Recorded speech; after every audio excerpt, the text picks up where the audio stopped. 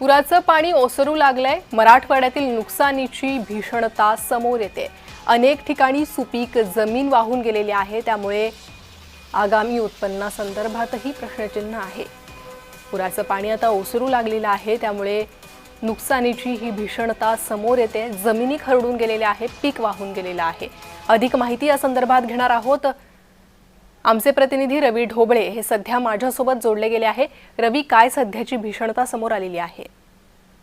निश्चितच प्रणिता, आपण पाहायला गेलं तर गेल्या 10 ते 12 दिवसापूर्वी सीना नदीला महापूर आला होता। त्यामुळे मोठ्या प्रमाणात शेतकऱ्यांचं जे आहे नुकसान झालं होतं। शेती पिके जे आहे ते वाहून गेले होते।